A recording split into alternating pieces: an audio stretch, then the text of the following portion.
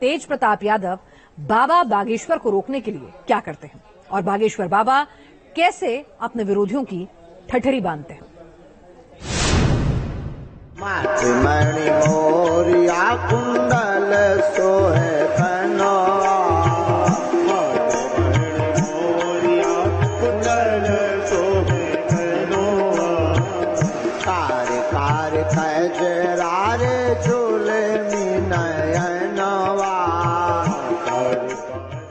सियासी बवाल के बीच अब बिहार से बाबा बागेश्वर भरेंगे हिंदुत्व की हुंकार। हिंदुओं का काम है, हिंदुओं को अगर सुरक्षित रहना है, हिंदुओं को अगर संरक्षित रहना है, सनातन को और आगे तक बढ़ाना है, तो हिंदू राष्ट्र की घोषणा करवाएंगे, नहीं तो साधु तो अपना काम करता हुआ चला जा रहा है। जिनका रखवाला है राम, उनका कौन बिगाड़ेगा। ठठरी बांध देने वाले बागेश्वर सरकार के पटना दरबार का ट्रेलर दिखने लगा है और अब बिहार की धरती से बाबा बागेश्वर अपने विरोधियों की ठठरी बांधते नजर आएंगे। उनकी भी ठठरी भर गई, वो भी अंत में नतमस्तक होके बोले कछु ना कछु, तो अब वो कुछ ना कुछ और कुछ नहीं, बागेश्वर बालाजी की कृपा है। तारक वाला है राम, उनका कौन बिगाड़ेगा। बागेश्वर बाबा का दिखेगा चमत्कार।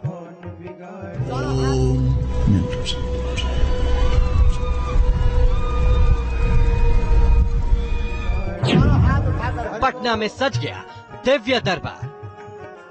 हमेशा हिंदुत्व और सनातन संस्कृति की बात करने वाले बाबा बागेश्वर का दिव्य दरबार बिहार की राजधानी पटना में सज चुका है। पटना में बागेश्वर सरकार का महामंच पूरी तरह से सजकर तैयार है और बाबा के भक्तों को उस घड़ी का इंतजार है जब पर्ची से परेशानियों का हल बताने का दम भरने वाले पंडित धीरेन्द्र कृष्ण शास्त्री उनकी भी परेशानी दूर करेंगे। के घर में विघ्न बना हुआ है, बहुत ज्यादा परेशान है, कार्य पूर्ण होंगे, बहन की अर्जी लेकर के आप आए हैं। बहन की बेटी सेजल पर संगति में फंसी हुई है, देर रात तक घर से गायब रहती है, सुधर जाएगी, चिंता ना करें, आशीर्वाद है। धन्यवाद। और एक बार पकड़ी भी गई, इस विषय को लेकर के लड़ाई भी हुई, आपने पकड़ा भी है, और ये उन्होंने नहीं, उनकी माताजी ने नहीं पकड़ा, आपने पकड़ा है। माइक से बोलो हाँ या ना। हाँ जी, मैंने पकड़ा था। पटना के नौबतपुर में बाबा बागेश्वर 4 दिन तक हनुमंत कथा करेंगे। बागेश्वर सरकार का ये दिव्य दरबार 13 से 17 मई तक चलेगा, जिसमें 15 मई को वो पर्ची निकालकर अपने भक्तों की परेशानी दूर करेंगे, जिसकी शुरुआत कलश यात्रा से हो चुकी है। सियासी विरोध के बीच पटना में बाबा बागेश्वर की कलश यात्रा में सैकड़ों महिलाएं जुटी और भक्ति गीतों में लीन नजर आई, जिसके बाद अब बाबा बागेश्वर के भक्त उनके दर्शन को बेताब है। लेकिन दूसरी तरफ नीतीश सरकार के पर्यावरण मंत्री तेज प्रताप यादव अपनी सेना डीएसएस यानी धर्मनिरपेक्ष स्वयं सेवक के साथ पंडित धीरेन्द्र शास्त्री के इस कार्यक्रम को ना होने देने पर पुरजोर कोशिश में जुटे। टावर और सैटेलाइट है बागेश्वर धाम पर, ये है वाईफाई, इसमें सिग्नल सब आते हैं। अब वो तुम्हारे ऊपर है, तुम्हें कौन सा सिग्नल चाहिए। अपनी गदा को वाईफाई बताने वाले बागेश्वर बाबा हर किसी के मन की बात जान लेने का दावा करते हैं, लेकिन तेज प्रताप यादव जैसे नेताओं को इसमें ढोंग नजर आता है और वो ठठरी वाले बाबा के खिलाफ लठबाजों की टीम के लिए हुंकार भर रहे हैं। बिहार में जब जब हिंदुत्व से तेज प्रताप यादव को मुकाबला करना होता है तो उनकी यही कथित फौज फ्रंट वॉरियर का काम करती है। यही वजह कि पटना में बाबा बागेश्वर के कार्यक्रम के लिए चाक चौबंद सुरक्षा व्यवस्था की गई है और पुलिस मुख्यालय की तरफ से पटना एसएसपी को एसओपी जारी कर अहम निर्देश दिए गए।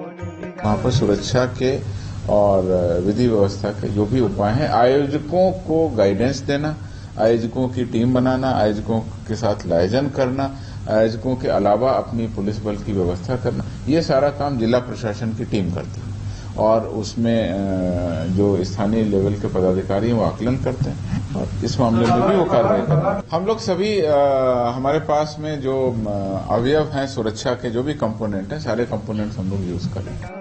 अब ऐसे में तेजू भैया कैसे बागेश्वर बाबा का कारवां रोकते हैं, ये देखने वाली बात होगी, क्योंकि बिहार बीजेपी के नेता खुलकर बाबा बागेश्वर के इस कार्यक्रम का समर्थन कर रहे हैं। हिंदू मुसलमान भाई को लड़वाने के लिए आ रहे हैं तो मैं उनका विरोध करूंगा, उनको एयरपोर्ट पे घेराव में करने का काम करूंगा अगर बागेश्वर बाबा आएंगे। किसी के बाप का देश है क्या, राज्य है क्या, मुख्यमंत्री जनता न बनाती है, ये जनता का न राज्य है, जनता न मालिक है इसका, किसी के बाप का ही राज्य है क्या जो हम नहीं आने देंगे और हम आने देंगे? ये सब कहने से बात बनेगी क्या? बागेश्वर बाबा डंके की चोट पर आएंगे, अपनी बात करेंगे और अपनी बात कह करके ही यहाँ से जाएंगे।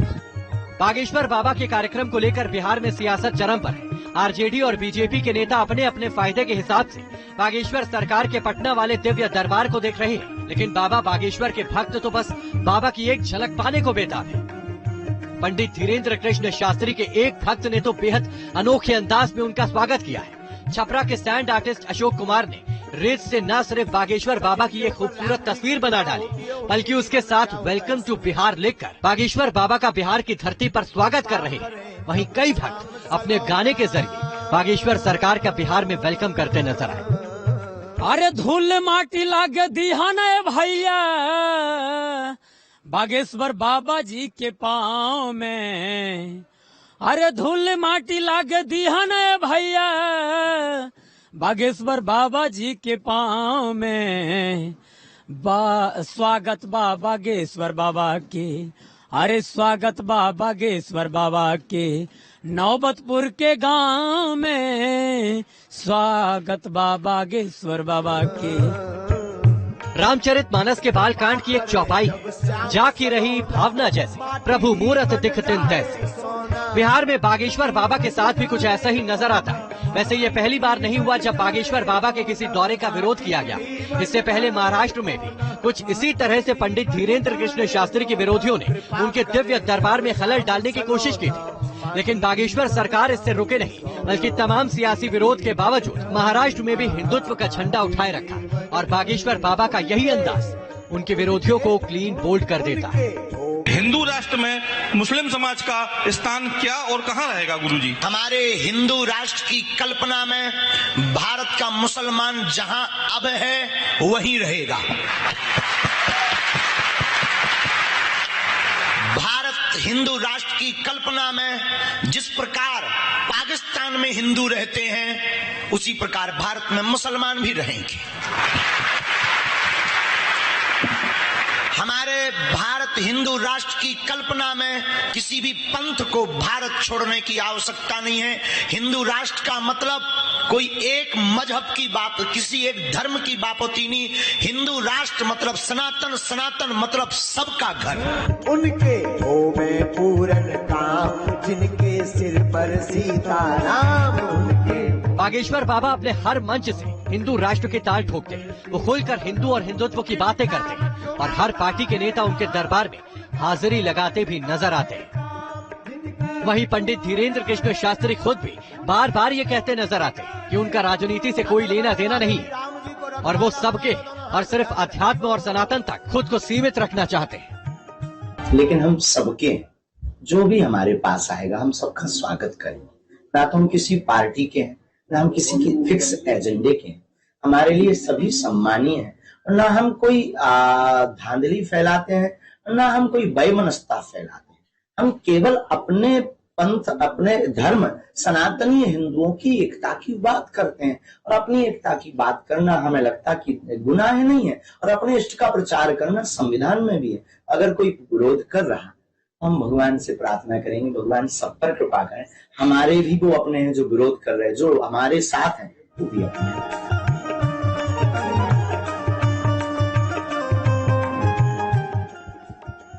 अपनी कथाओं के जरिए देश भर में पहचान बना चुके पंडित धीरेन्द्र कृष्ण शास्त्री अपने बयानों को लेकर विवादों में घिरे रहते हैं। वो लगातार घर वापसी से लेकर लव जिहाद जैसे मामलों पर ताल ठोकते नजर आते हैं और बार बार हिंदू धर्म छोड़ने वालों से दोबारा हिंदू धर्म से जुड़ने की अपील कर चुके हैं।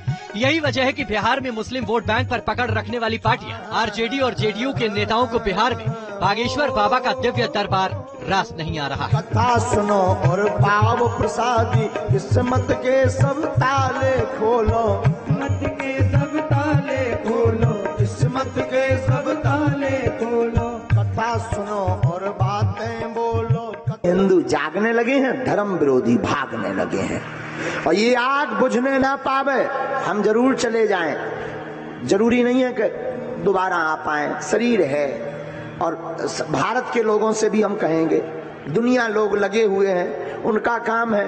हमारे हनुमान जी हमारे और आप हमारे साथ हो, लेकिन हम निवेदन करेंगे ये सनातन की आग बुझने मत देना,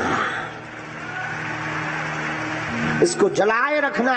अगर आज नहीं जागोगे तो आने वाली पीढ़ी राम के बारे में नहीं जान पाएगी। जो कश्मीर में हिंदू पंडितों का हुआ था वही तुम्हारे घर पर हो जाएगा अगर नहीं जागोगे। हम किसी धर्म के विरोधी नहीं है, हम तो सबके हैं। जिनके संग में है हनुमान उनका कौन बिगाड़ेगा। फिल्म द केरल स्टोरी को लेकर देश भर में सियासी बवाल मचा।